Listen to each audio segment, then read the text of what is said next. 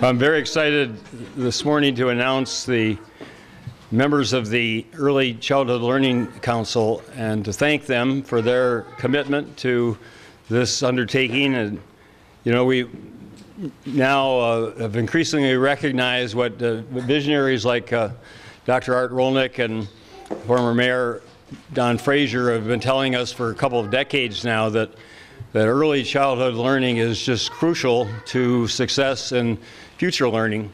I just left about 1,200 very dedicated Minnesotans a part of the Reading Corps, and their commitment is to help children throughout Minnesota's elementary schools be able to read by the end of third grade. But learning to read by the end of third grade really starts at 3 years and really even 3 months. And that's what this council will be charged with doing, developing the best ways in which Minnesota can make it possible for every child to be able to read successfully so that they're then ready to learn and have the confidence necessary to be successful for the rest of their lives. So I want to thank Commissioner Cassellius, and I want to thank the chair, Barb Yates, for this, their leadership in this council, and I also want to announce and thank Commissioner Cassellius, Commissioner Erlinger, and Commissioner Jessen for co-leading the governor's children's cabinet.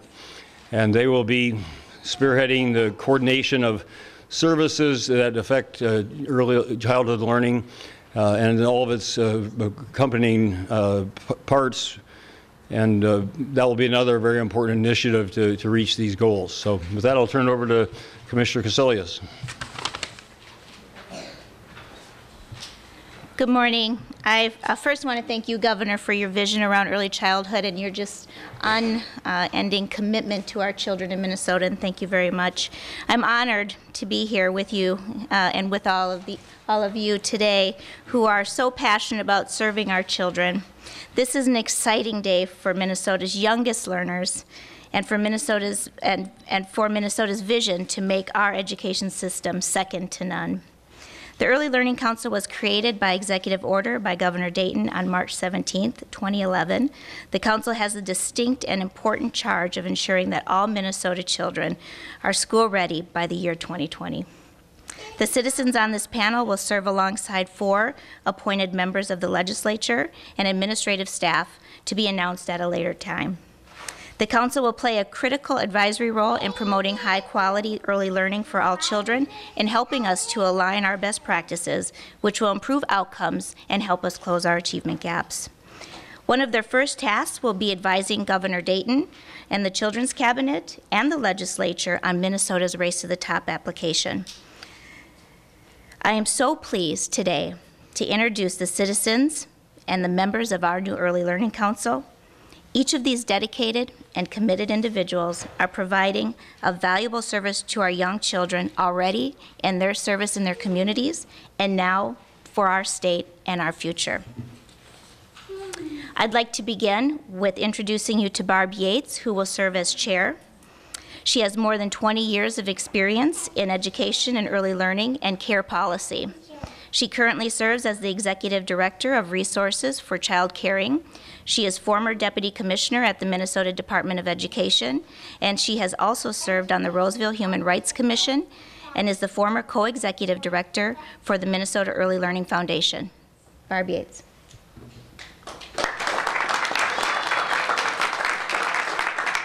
I'd like to introduce you to David Kanoyer.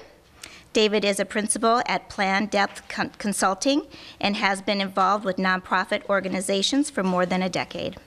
He was Director of Resource and Program Development for the nonprofit organization Indian College, Native Americans in Philanthropy, and has worked with American Indian College Fund and served on the St. Paul School Indian Education Parent Committee. David.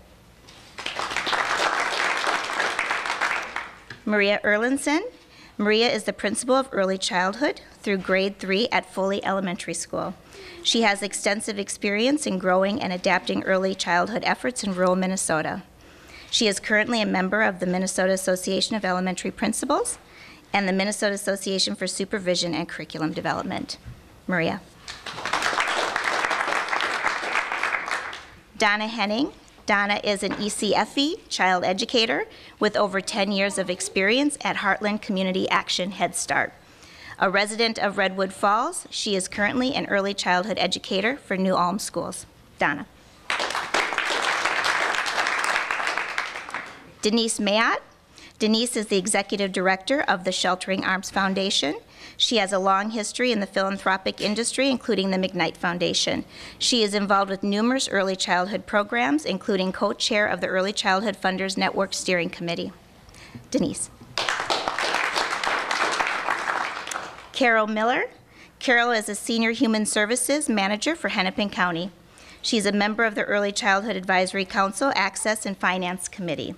And she has worked as a pre-kindergarten, kindergarten teacher, and has also run a child care center. Carol. Maria Mohammed. Maria is a native of Somalia and has served as the executive director of the Somali Parent Teacher Association in Minneapolis since 2002, where she worked with teachers, school staff, and small organizations to provide specialized services to Somali students and their parents. She has also been a college math teacher, worked at Harvard University Biology Laboratories, and worked with newly arrived Somali immigrants. Miriam. Molly Rickey. Molly is the mother of 3 children and works as a family child care provider at Molly J. Rickey Family Child Care in Eota, Minnesota. She currently serves on the Dover-Eota School Board. Molly. Arthur Rolnick. Art is a senior fellow and co-director of the Human Capital Research Collaborative at the Humphrey School of Public Affairs.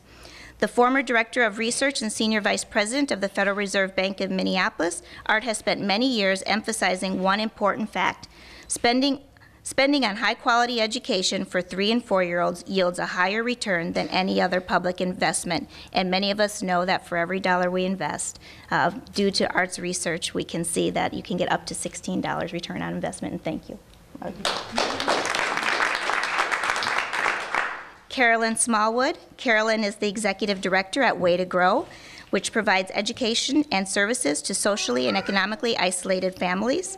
She serves on the board of trustees of the Jeremiah Program and the College of St. Benedict, and is the member of Greater Twin Cities United Way Early Learning Committees, Solution Action Group of St. Paul, and the African American Leadership Forum. Carolyn. Jill Tim. Jill is program manager for Washington County Public Health and Environment. Jill has participated in the working group for the Minnesota Department of Health's Family Home Visiting and Training Program, and is a member of the local Public Health Association. She is also a member of the Washington County Interagency Early Intervention Committee. Jill. Zur Vang. Zur is the principal of Jackson Elementary School in St. Paul. She is also the St. Paul Division President of the Minnesota Elementary Schools Principals Association. A former principal of J.J. Hill Elementary School, she is currently working to develop programs within St. Paul's first Hmong dual language school, Jackson Preparatory Magnet. Zur. I'd like us to welcome the new members to the Early Learning Council.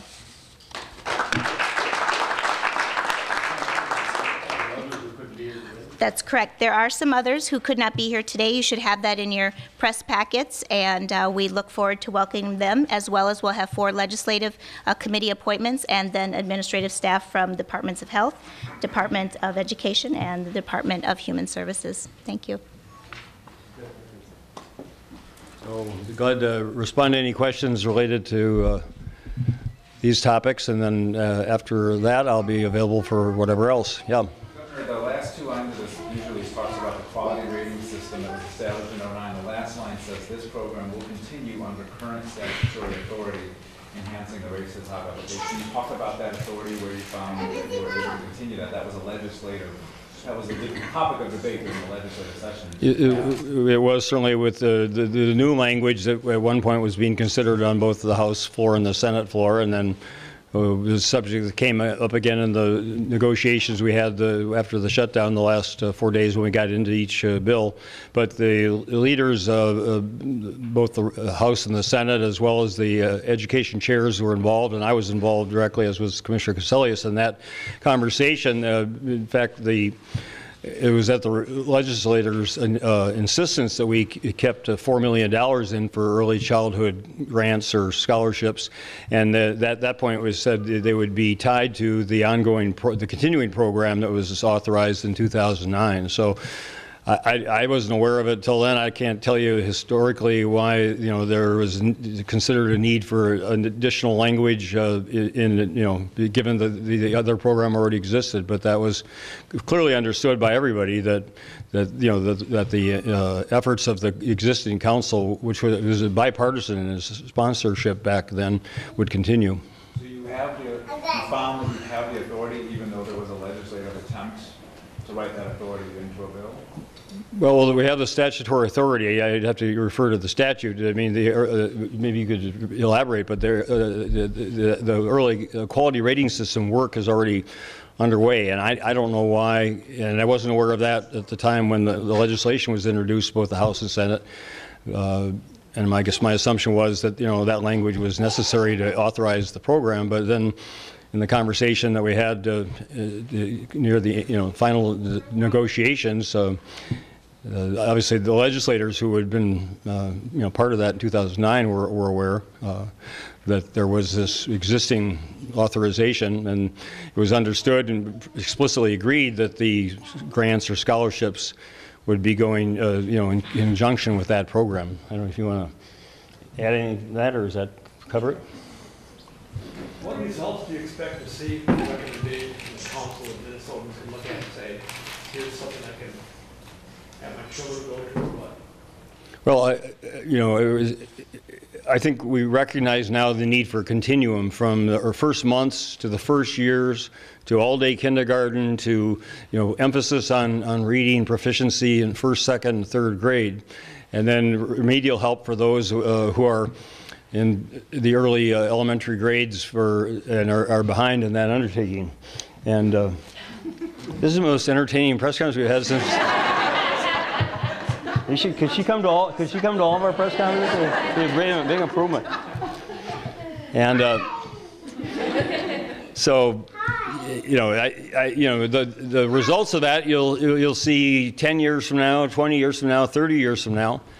But there'll be really conclusive results. When I saw 1,200 people there at the Reading Corps, and credited properly Senator Jen Olson, who was the architect, and then we put in our ideas and then also the money for it. But we've tripled the amount of money going into early childhood education from what it was in the previous biennium, and that's going to allow a 40% expansion for the Reading Corps all over Minnesota, and 55,000 young people are going to be served and really on a one-on-one intensive basis over the next year. And so those, as I said there, that's life transforming. I mean, that ability to read, because I saw it in the reverse in New York City when I taught there, that very bright kids, ninth graders, couldn't read or write beyond the second or third grade level, and through no fault of their own, they just weren't given the tools and the opportunity, and that's just life damaging. So this is conversely life transforming, and I think we'll see in the educational system starting 10 years and 20 years from now that it's going to really pay off. The Commissioner said that one of the first goals is this race to the top, advising regarding that. I mean, what might that entail? Could that be passing new legislation in the future, or I mean, what might it be that they would do? Why don't you address that, Commissioner? You're more familiar with what. She talks to Secretary Duncan about every other day, so she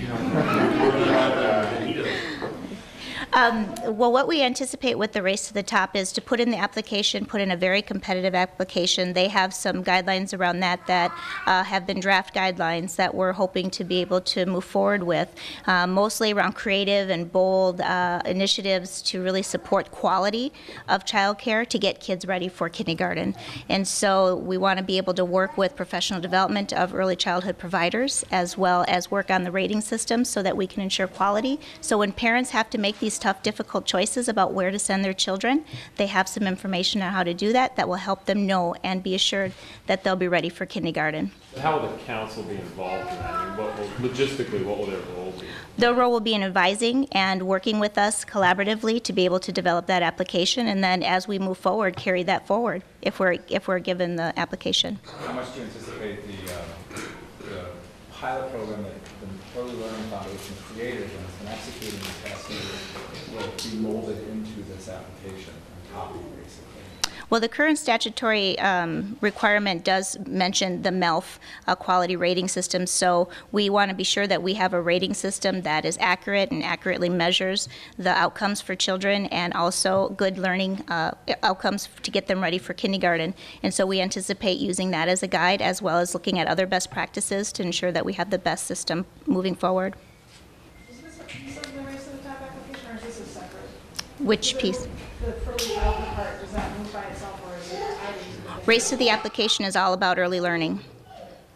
But this preceded that, at least my knowledge, that the focus of the next Race to the Top round is going to be on early learning. Absolutely. There are two pieces to the next Race to the Top. One we're not eligible for, which is a $200 million award that's going to a few states who applied previously. We did not apply previously. And then the $500 million that's divvying up to other states to be competitive. We are eligible for up to $50 million here for Minnesota.